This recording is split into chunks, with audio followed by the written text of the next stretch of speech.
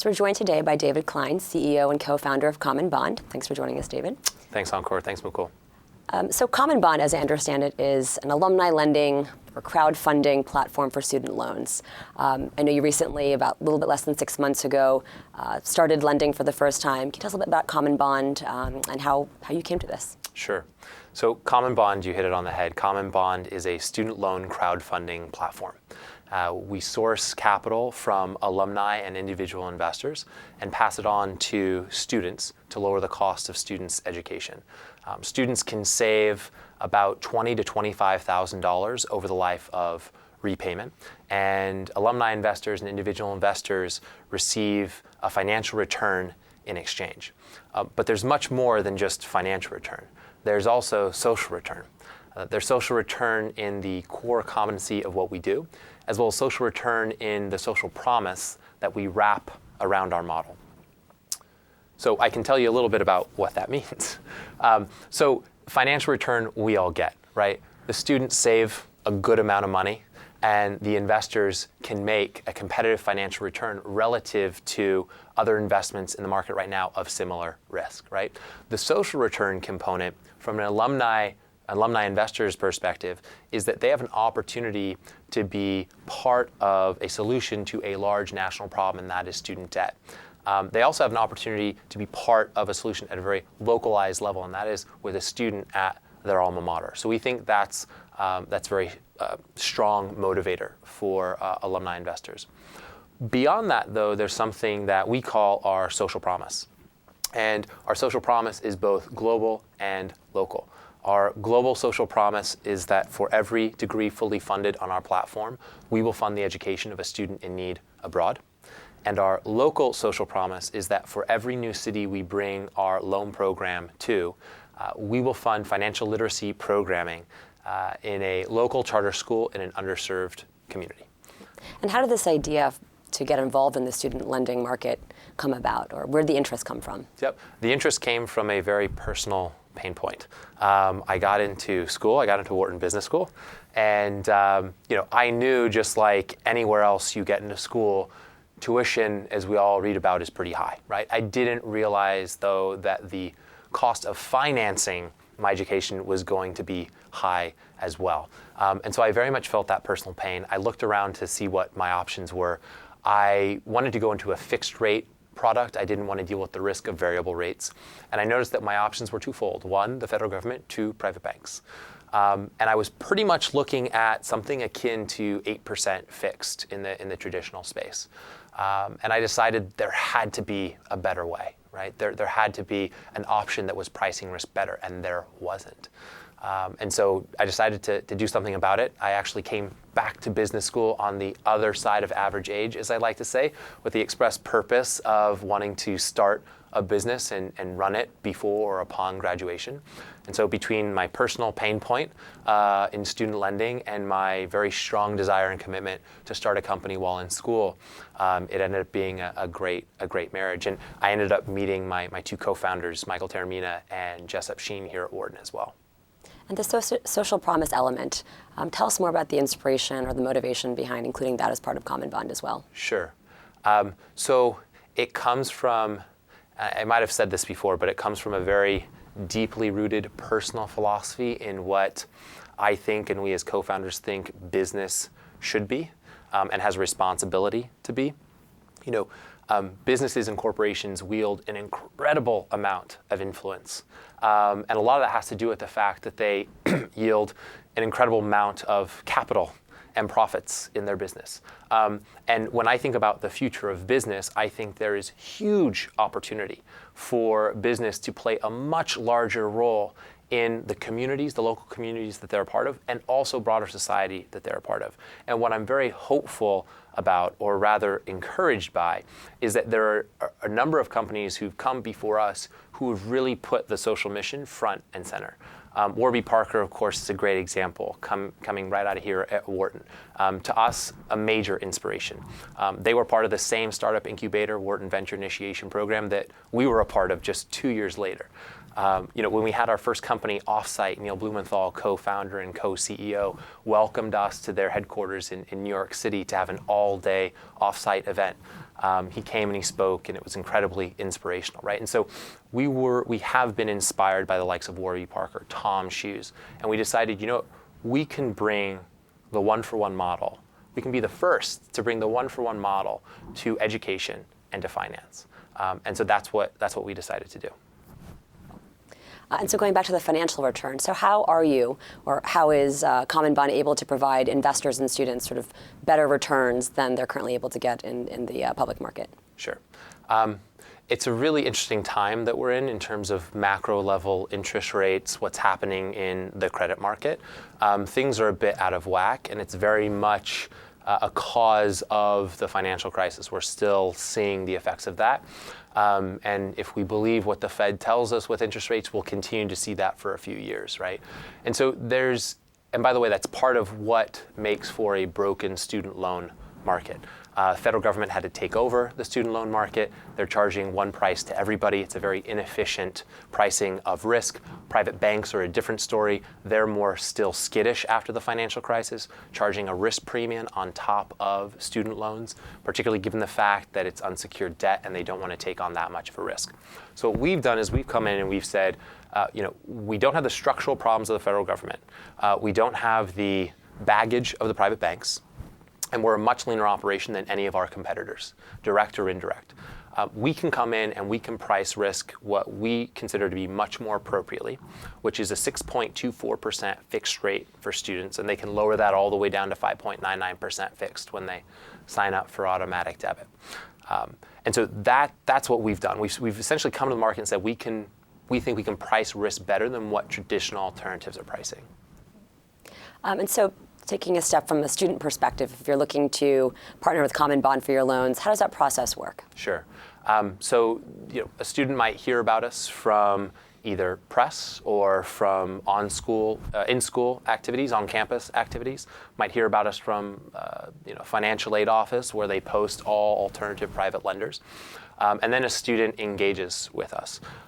We would hope, and what we've seen is that students are particularly compelled because of the community that we bring to the table, not just the lower cost, right? Not just the $20,000, $25,000 savings, but also the community of students across schools that they're getting plugged into, and the community of students and alumni within schools that they're getting plugged into. We're also noticing that our social promise is resonating a lot with our students. The social promise for us was, again, a very personal thing.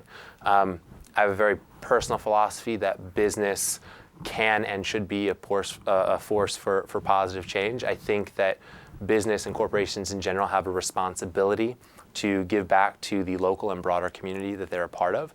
And I'm hopeful that what we see going forward is that business and corporations more and more kind of meet their social responsibility, right, in a big and real way. And so that speaks to a little bit as to why we have a social promise, and that's something, by the way, that the millennial generation, which are the students in school right now, seem to gravitate towards. And that makes sense. We're millennials ourselves, and we gravitate towards this. We're all about values-driven business. So those are the things that I think attract students to CommonBond. So when you deal with students for CommonBond, are students mainly looking for original financing, or might some of them also want to refinance existing debt, student debt, which is more high-priced? It's both. So we're originating new loans for students who are coming into school and students even at school for the following semester. We're also very much participating in the consolidation market, the refinance market. So we have a refinance loan product as well. And where's the greater demand coming from? The demand is across the board. And so what we've noticed is that whether it's newly originated or refinanced, the demand is equally large. If we look at how big the markets are, right now the refinance market is much larger than the new originations, which makes sense if you think about it. There's a backlog of years there in the refinance market than there are in the newly originated market, which is really an annual market. And how risky are these loans? And how do you deal with that risk? Yeah. So the risk on these loans from an investor's perspective is incredibly low. And that's part of what allows the model to work, especially now in the beginning as we're proving out the model. This industry is still relatively nascent. It's about a year old, plus or minus. And so one of the things that we have found to be incredibly important is that we de-risk the model as much as we possibly can to give it a chance to succeed in the beginning, and then we kind of use that as a platform to build off of.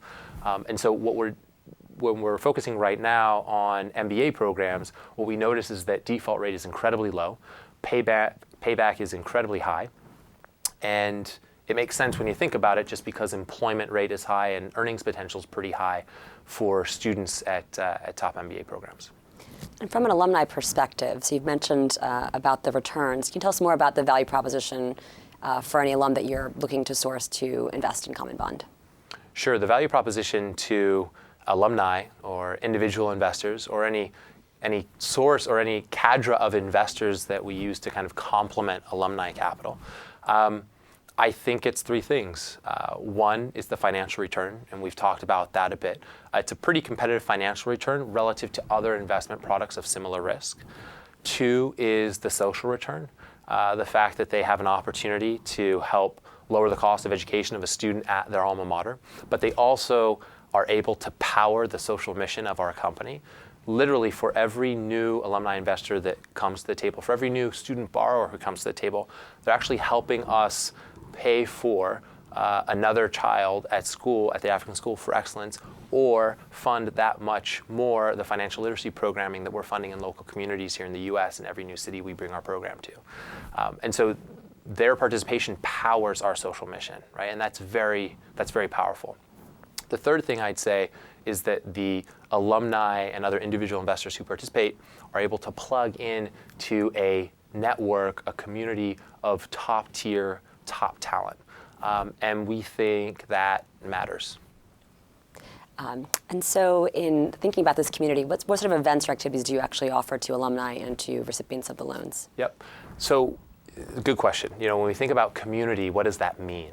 A lot of people pay lip service to community. In fact, what I would argue is that any player that comes into this space, or really any space as it pertains to finance, or pretty much any other industry, today you have to build community, right? That to us is table stakes. That's not what's meaningful. What's meaningful is who can build a community that people want to belong to. And that's what we think we're building.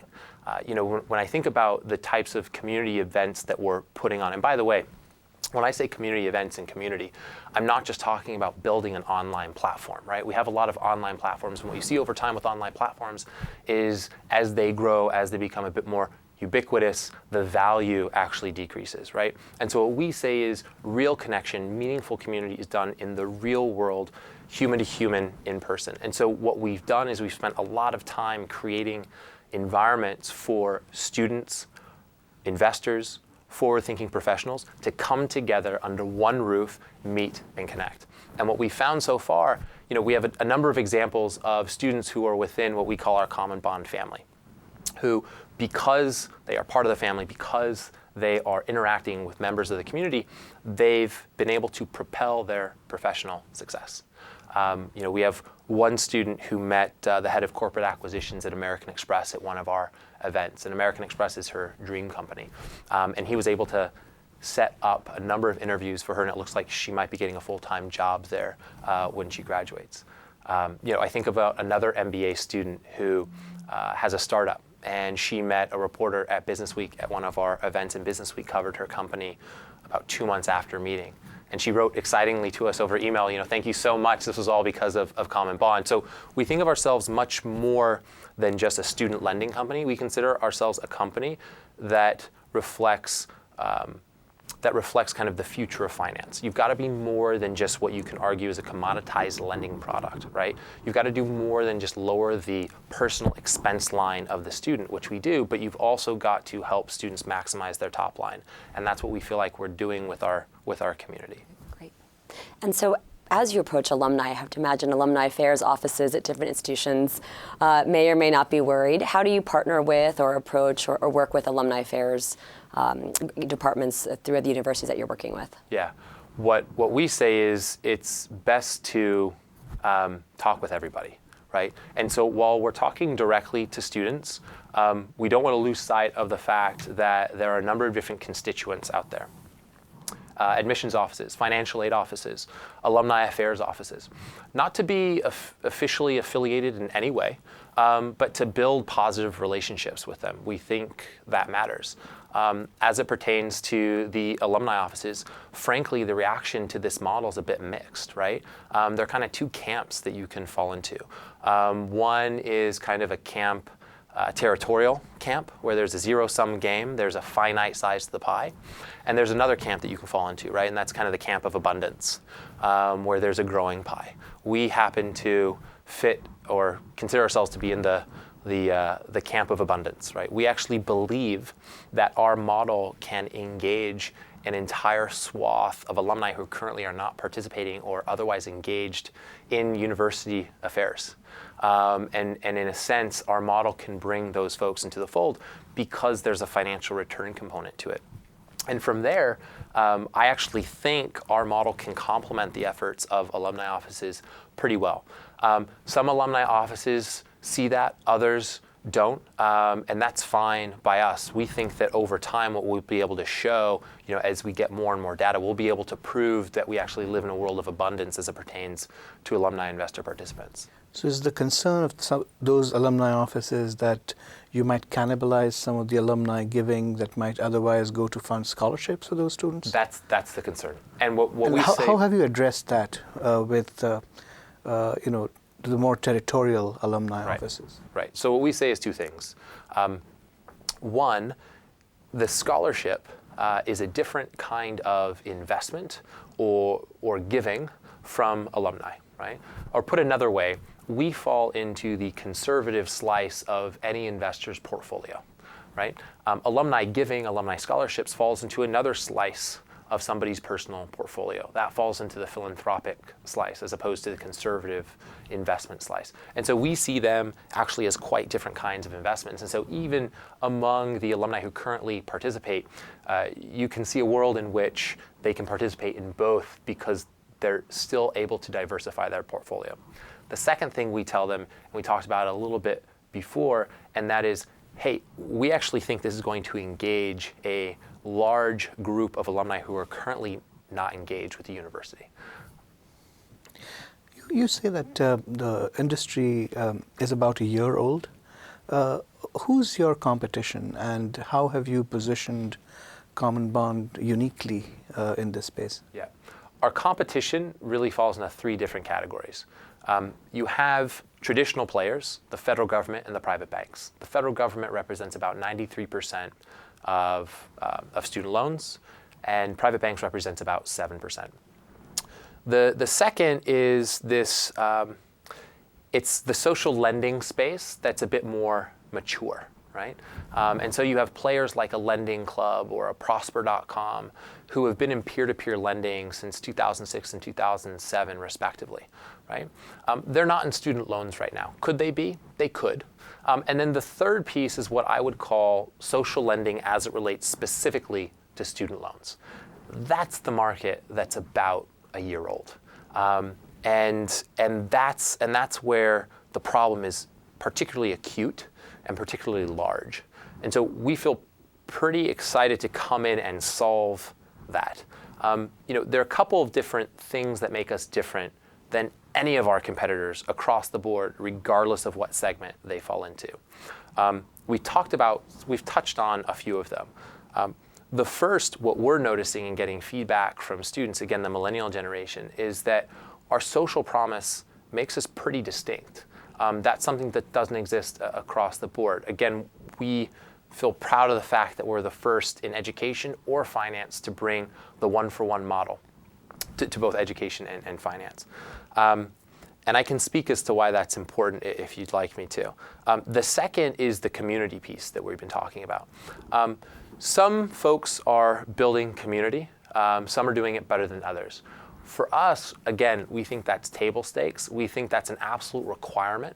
But what's going to make a player in this industry different is creating a community that students and alumni investors want to belong to. And that's what we think we're doing in a very real way. The third piece is risk management. I think our approach to risk management is different than any other player in the space. When I think about who we're going after at first to ensure that this model works. And when I think about what those default rates look like, not after 6 months of origination, but after 3 years of origination, what do those default rates look like? We think that the approach that we're taking is a bit thoughtful and appropriately methodical to allow for our model to succeed early and therefore for the long term. The other thing I would say on risk management is that, and this is one of the benefits of coming from a place like Wharton, we have been working with a professor in the statistics department who's helping us build a proprietary model that helps us better predict future repayment. So a lot of proprietary underwriting today, and we have proprietary underwriting scorecard, but it's what I would call traditional. The power is when we go forward, being able to find those attributes that better predict future repayment as opposed to any backward-looking tool like a FICO-based tool. I wonder if I could just ask you one last question. Sure. 5 years from now, where would you like CommonBond to be? Good question. I don't get that a lot. We think about it a lot and we see it in our model, but I don't get the question. We would like to be a premier lender, period. We're starting with student loans. It makes sense to for 2 reasons. One, the problem is large, and it is derived from a personal pay point of myself and my co-founder, Mike Taramina, who I met at Wharton Business School. And so that's why it makes sense to start with student loans, for us in particular. But if you think about going forward and you think about finance and the future of finance more broadly, and you think about what the financial crisis did in destroying trust between banks and people and banks, what you realize is that that trust needs to find itself somewhere. And it does exist. It exists in trusted networks. It exists among affinity groups. And schools happen to be a natural fit for affinity and trusted networks, right? Which is why this model works so well. Another reason why we're starting with schools. But if you broaden out what trusted networks mean, and you broaden out the definition of affinity groups, you can envision a world in which not only are student loans being better priced, better administered, and better serviced with this model, but all different kinds of lending products as well. Thanks so much for joining us today. Thank you. Thanks for having me.